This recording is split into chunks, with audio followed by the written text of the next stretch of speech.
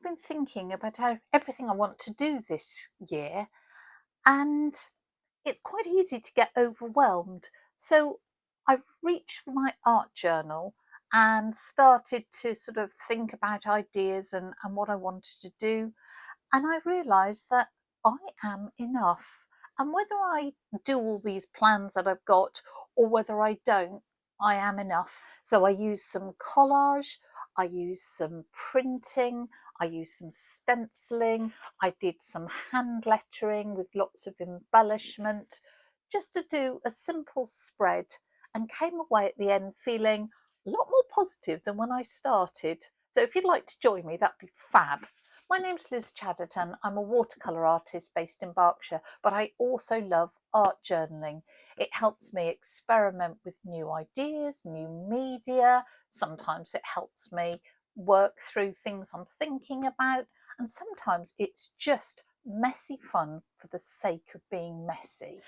A while back, I ended up staining a spread in my journal with some black coffee that I had left over from another project.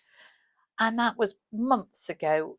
So I thought I'd better do something with it because look, I am gradually getting towards the end of my journal with samples and page spreads. It'd be really nice to get this one done. I have just grabbed out some quite mellow pieces of paper from my stash. This is an old pattern sewing pattern. Got a napkin with bees on and some writing, which is rather nice. Bit of mulberry paper left over from something else paper. I think that's a Japanese. Look at the shine on that and that. And I thought I could use this as my colour palette. I haven't got any idea about where this is going. Actually, it's quite nice not to have any idea. So I thought the lines and the writing on the pattern would be kind of cool and would slightly sort of pick up on some of the lines and writing that we've got here. So why don't I simply start ripping things out and seeing what happens. I prefer a torn edge to a cut edge, which is why I am ripping here. I tend to put the straight edges towards the edge of the paper. And once you're happy with that composition, you need to stick stuff down. What I'm using as a glue is this matte gel medium from Pabio, and gel medium is a bit like acrylic paint without the colour in it, but it makes a superb glue and it is archival, so it's good stuff. You might want to take a photo of how you've laid your collage down, because of course you need to move lots of stuff to be able to stick it. Good rule of thumb is to apply glue to the heaviest paper if there's a big difference in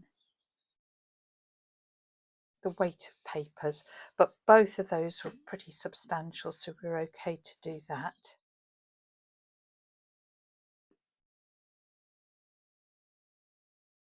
This is a homemade art journal, and I quite like putting collage elements across the fold just to reinforce that spine in case I haven't made it particularly well.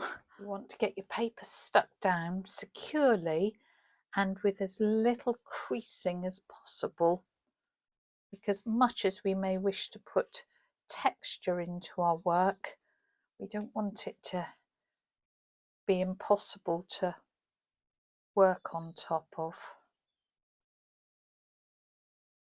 Certain papers become very fragile once they've got damp, so if you're using those, be careful, but all these are quite robust at the moment. If you're concerned about glue going on to other pages of your journal, just put another sheet of paper underneath.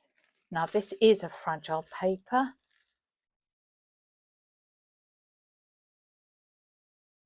so we will be careful where that goes. Just going to carefully stick it down bit by bit to avoid any ugly creases. You could wait till it's dry and then rip it at that point. So it really depends on your papers and how they behave. I'm going to use that as my focal point. I think it wouldn't be a bad idea to get it down now. Great way of cutting out on a napkin like this. Select what you want, just put water round the bit that you want to cut out. And that bit of water there acts as a little path for tearing. Not sure whether I like the fact that it's got power. Well, I can always cover that up, can't I? I like the ornate pattern, so I can always cover that up. So napkins are great because they have some transparency as well as really pretty designs and lovely colours. So now, while it's wet, if I want to, I can prepare this page with some gesso as well. Something to show through. You would put transparent on it. And if you want to blank it off and maybe knock some of it back, you would then put white. So I'm going to start by putting a layer of transparent, and I didn't need to wait for that matte gel medium to finish drying because this can all dry together. So that's clear gesso over everything, and don't worry, it will dry clear. The question is there anything that I want to knock back a bit and fade off? And if there is, so like I didn't particularly like that Paris, so I could just fade some of that off there. I think some of that might be just a little obtrusive.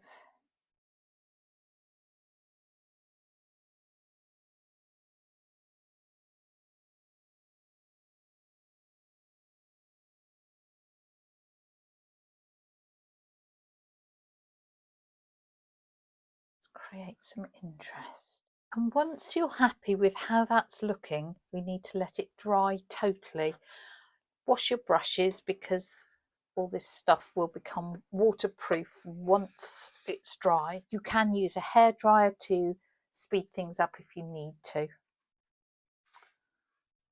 Okay, the page is just about dry, so now is a good time to rip off any excess. You could cut it off, you can rip it off. That is your decision.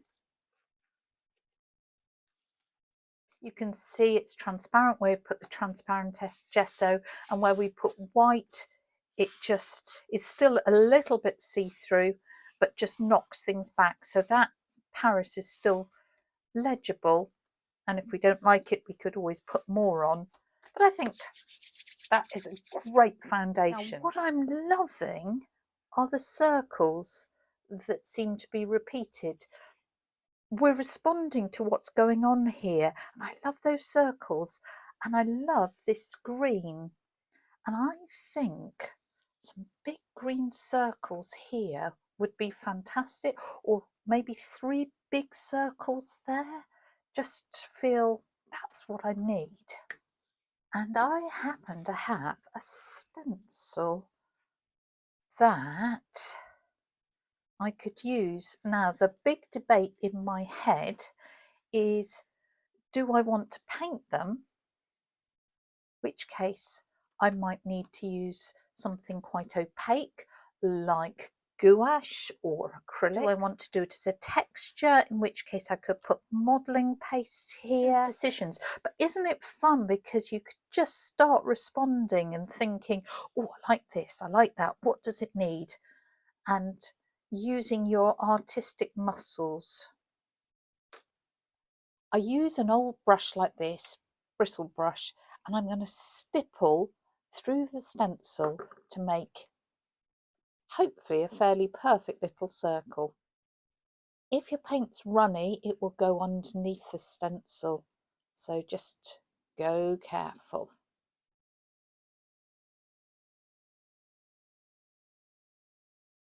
There you go, stenciling is that easy, and it can add all sorts of patterns and interesting marks to the layers that you're putting onto your paper. So I want to get some words on, and I'm thinking that I'm going to put some words here. And what I want to say is, I am enough. It's just been in my mind. I saw it earlier today when I was researching something. The idea that you are enough, I am enough. We do not have to try and be what we're not. And it wasn't right for the other thing I was doing, but it is for here. With wording, you could hand letter it, you could print it off on the computer, you could use little block letters, things like that. Because I want to do some quite odd flow to it, I think I'm going to hand letter, which is always a struggle because my lettering isn't great. So I could put I am and then enough here. Let's do it in pencil. Quite small letters for I am, but capitals.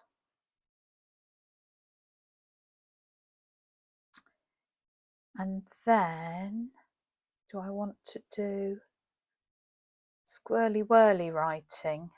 So I could do E,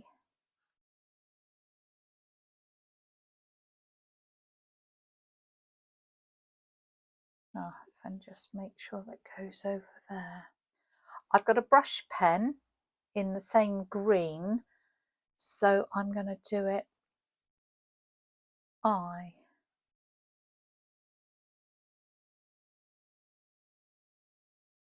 am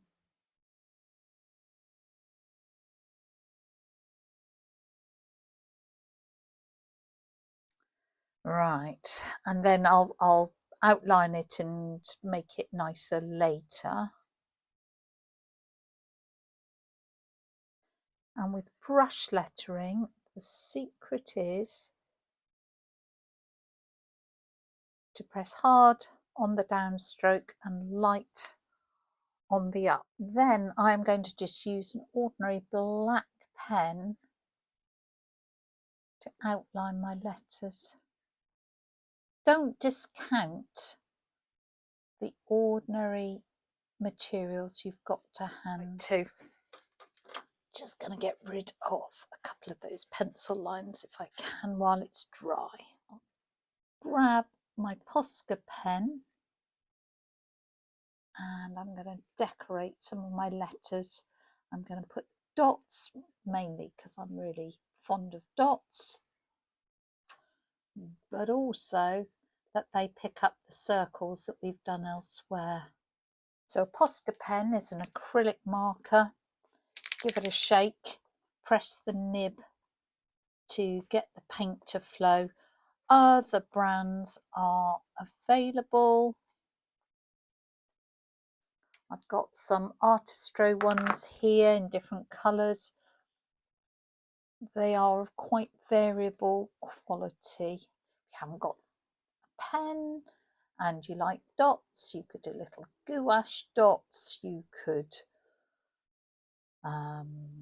use a little bit of white acrylic just with a paintbrush. The great thing about art journaling is just that it makes you improvise. You are not going to have the art supplies I've got. I haven't got what you've got, and we are all just playing. It is organised play, getting us to experiment and see what works, giving us ideas, letting us just enjoy where we are.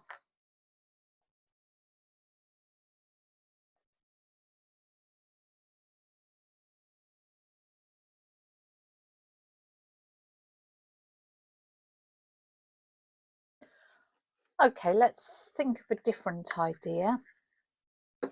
So I've got a lid, and I've just put some white gouache, and I am going to print a circle. That's how I'm going to break up my overly perfect stencils.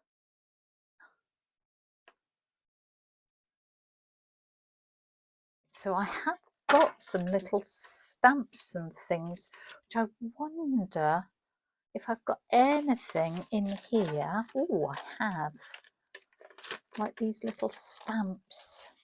Ah, that looks hopeful, doesn't it? So again, just picking up those little circles. The other thing I've got is a little number stamp, again to bring some of that lettering out of the patterns into other places. So with these little stamps, you can just put them on a block. You don't even have to do that. Ink them up, and we could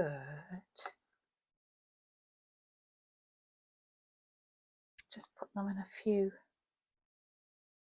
places. They don't have to be perfect. 1, 2, 3.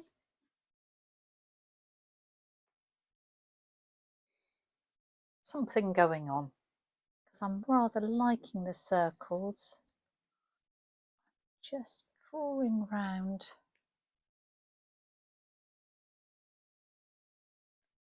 A slightly larger one in a few places, just with my biro. It's suddenly become all about the circles and the dots.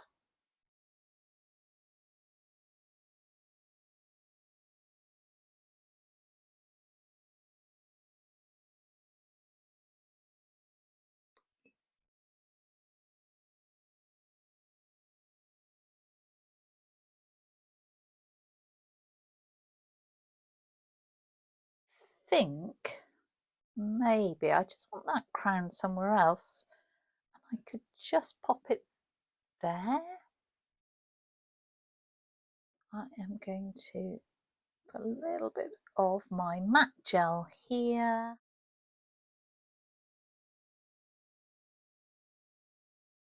Okay, not only am I enough, I think my page is enough. I think we are done. We started with the pages. Oh gosh, look at my hands. It shows I've had a good session with the coffee. I've layered with collage, and then I started to pick up the vibes of all those circles. So I stenciled more circles. I started with the phrase that had been playing in my mind, and then I printed circles and emphasised those a bit, and also drew round a few things and just put in a few final touches to finish my very messy session. Now I'm going to go and wash my hands.